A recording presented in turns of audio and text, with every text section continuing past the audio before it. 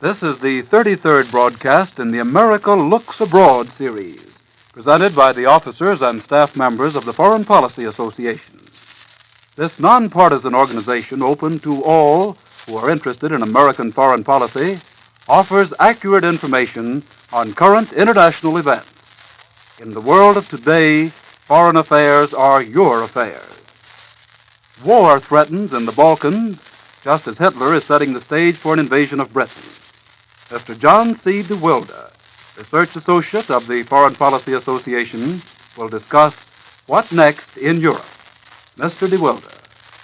Good afternoon. The Russian invasion of Romania has thrown the European picture into confusion. Before this latest development, Hitler could concentrate all his attention on the preparation of a death blow against Britain. Now Germany seems to be menaced by a war in her rear. The Balkan powder keg, which the Axis powers had kept dry, appears to be on the verge of explosion. The occupation of Bessarabia and northern Bukovina by Soviet Russia may touch off the fuse. Is Stalin preparing to stab Hitler in the back? And will this new menace prevent Germany from carrying out her plans to invade the British Isles? These are the questions that people are asking today. Romania surrendered part of her territory to Russia in response to another one of those ultimatums which have become so fashionable in Europe today. Moscow claimed Bessarabia and Bukovina ostensibly on the ground of old historic and national ties.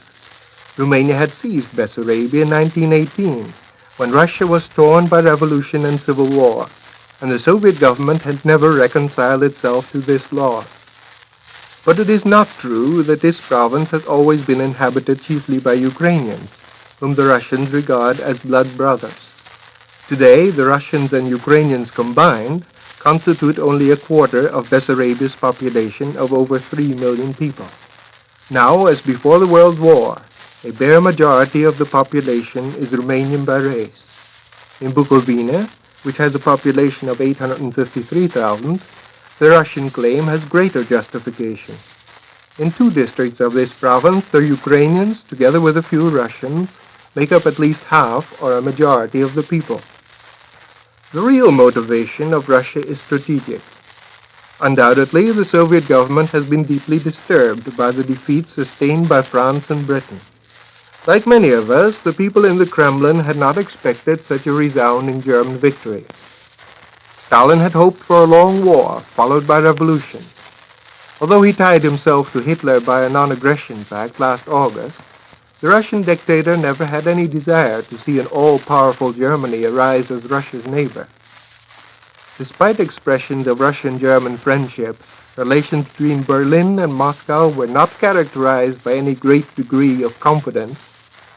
The Russian government probably remembered that Hitler had advocated in Mein Kampf a policy of eastward expansion at the expense of the Soviet Union, and in the fall of 1939 it took the precaution to establish military protectorates over the 3 small Baltic countries, Estonia, Latvia, and Lithuania, which might conceivably be used as bases for a German attack on Russia. When Germany conquered Poland, Russia acted quickly to prevent the Ukrainian part of it from falling into Hitler's hands. In the economic field, Nazi Germany and Soviet Russia cooperated loyally on paper, but in practice, cooperation was far from wholehearted. The Russians, for example, did little to facilitate the transportation of vital Romanian oil supplies to Germany through their section of Poland. And now that the sweeping German victory appears imminent, the Soviet Union is doubly anxious about its defenses against the German war machine. She is trying to step up the production of arms by lengthening the working week. Henceforth, the Russian worker will have 1 rest day in 7 instead of 1 in 6 as before, and he will labor 8 hours per day instead of 7. And there is another straw in the wind. To strengthen discipline in the army, the Soviet authorities have reintroduced the military salute, which had formerly been abandoned as a sign of servility, incompatible with the dignity of a Soviet citizen. But above all, Russia is seeking to ensure her safety by extending her military frontier. A little less than 2 weeks ago, Soviet troops marched into Estonia, Latvia, and Lithuania. Moscow was no longer content with the military protectorates it had previously established in these countries, they decided to occupy them and dictate the formation of new governments completely subservient to the Kremlin. The occupation of the Baltic was scarcely completed when rumors came that Russia was also massing troops in the southeastern corner of Europe, on the Romanian frontier. King Carol of Romania sought feverishly to stave off an attack on his country. He hurriedly set up a new totalitarian political party, including the pro-Nazi Iron Guard, which he had so vigorously repressed in the past. Obviously, he wanted to enlist the aid of Hitler in preventing the disintegration of his dominions. But Moscow was quick with its ultimatum, and Romania could not afford to fight. There were too many other hungry wolves about, ready to gobble up Romanian territory. King Carol decided to reserve his country's strength for them. Now, how does the seizure of Romanian territory strengthen Russia against Germany? If we look on the map, we see that Bessarabia borders on the Black Sea. To Soviet Russia, the Black Sea is of vital strategic importance. It gives access to the great Russian oil fields at Baku in the Caucasus. Many of the new industrial centers of Soviet Russia are also within striking distance from this sea. For Russia, mastery of the Black Sea is therefore a matter of life and death. She cannot permit any major power to establish itself on this sea. Such a possibility threatens, however, if Russia wins in Western Europe and then turns her attention to the Balkans. Russia has now partially forestalled a renewed German drive to the east. By occupying Bessarabia, the Soviet Union has pushed its frontier to the mouth of the Danube. The question now is, will Russia go still farther southward in the direction of the Turkish Straits, which control the entrance to the Black Sea? Immediately to the south of Romania lies Bulgaria. The Bulgarians have always had a strong affection for Russia, which played the role of a godfather at Bulgaria's birth. Since the World War, the Bulgarian people have cherished the hope that Russia would someday help them recover the southern Dobruja, which their country lost to Romania in 1913. The Dobruja is not particularly valuable in itself, but it is now the only piece of territory which separates Russia from Bulgaria. Should the Soviet Union one day help Bulgaria to seize the Dobruja, then these two countries would together control the entire coast of the Black Sea down to the Turkish frontier. Finally, if Turkey should be induced to enter into an alliance with Russia, a bulwark would be erected against further German advances into the east. At the moment, Turkey suspects that Russia and Bulgaria may try to move south at her expense, and she has put her army and navy on a war footing to anticipate such a drive. But if Moscow plays the game cleverly, it may allay Turkey's fears and enlist that country's cooperation against Germany. Like Russia, Turkey considers herself endangered by the Rome-Berlin axis. Fear of Italy and Germany drove Turkey into an alliance with France and Britain last October. Now that France has been defeated and Britain greatly weakened, Turkey must either jump on the German bandwagon or fall back on an alliance with the Soviet Union. She may choose the latter course, particularly since she was for a long time on very good terms with Moscow. Germany obviously does not relish this prospect. She doesn't like the motives which inspired this latest Russian move in the Balkans. The occupation of Bessarabia puts Russian troops within easy striking distance of the Romanian oil wells from which the German war machine draws part of its supplies. Besides, the Rome-Berlin axis fears that the Russian action might cause a general war in the Balkans. There is plenty of tinder lying about in that part of the world, so that a small fire may easily start a big one. I have already mentioned Bulgaria's desire to take a slice of Romania. But King Carol's country is also threatened by Hungary on the west.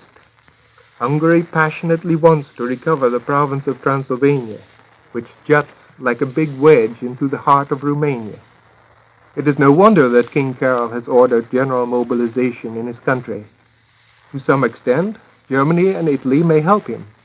The Axis powers don't mind seeing the Balkans divided against themselves, but they don't want to see a full-blown war break out in an area on which they depend for vital foodstuffs and raw materials. Thus, German and Italian diplomats have probably been working feverishly these last few days to prevent the Balkan powder keg from blowing up. It would be exaggerating, however, to say that the Nazis are greatly alarmed about Russia's action in the Baltic and the Balkans. They have not opposed Russia's recent steps, in part, of course, because they had their hands full elsewhere, but above all because they have always been exceedingly confident about their ability to deal with the Russians. In private, the Nazis have boasted that they can easily push the Russians back the moment the war in the West is liquidated. Nor do they fear that Russia will launch a direct attack on Germany. They are convinced that the Soviet Union has neither the inclination nor the power for such an offensive. In this opinion, the Nazis are probably correct. Less than a week ago, TASS, the official Russian news agency, categorically denied reports that 100 to 150 Soviet divisions had been massed on the German border, or that relations with Germany had been aggravated by Germany's successes in the West. Unquestionably, the Soviet Union faces a dilemma. By joining the war against Germany now, Russia would expose herself to the full fury of a German attack if and when Britain is defeated. On the other hand, if she stays neutral, she may one day have to face Germany entirely alone. At the moment, it appears that Russia is still determined to stay out. She is relying on her new strategic frontiers and the vastness of her territory to keep Germany at bay. During the last few days, there have been rumors that Hitler might make peace with Britain and then turn on the Soviet Union. Such a development is, of course, possible. But there is little reason why Hitler should now stop short of the conquest of Britain. The Führer might entertain a peace proposal from the British side, provided it came from a government willing to take a pro-German orientation. But he probably feels that any peace overtures by Germany would only be interpreted as a sign of weakness. Besides, the Germans have never had such a marvelous opportunity for a final reckoning with the British. The French army, exhausted and defeated, has finally laid down its arms, and Hitler has succeeded in his long-cherished objective of driving a wedge between France and Britain. Resistance in the French colonial empire also appears to have collapsed. In Belgium, Luxembourg, and France, the Germans have acquired enough iron ore to keep their war production going full blast. The resources of virtually all of Europe are being mobilized against Britain, and Germany, in full control of the European coast, can now impose a counter-blockade on the British Isles. For Germany, the hour of destiny has struck. The German people have long struggled against what they consider Britain's domination of the world. They have felt that by virtue of their numbers, their cultural achievements, and their progress in industry and commerce, they were entitled to a position at least equal, if not superior, to the British. Rightly or wrongly, the German people have been convinced that the British always tried to thwart them whenever Germany attained a position where she could threaten Britain's supremacy or carve out an empire of her own. Today, Nazi Germany is in the position to strike a death blow at the British Empire and establish its own hegemony for good. The decks have been cleared, and the guns are trained on Britain.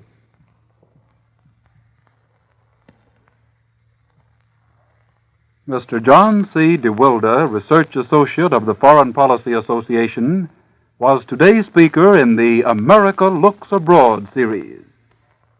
If you would like a free copy of this talk, send your request to the Foreign Policy Association, 8 West 40th Street, New York City. That's Foreign Policy Association, 8 West 40th Street, New York City.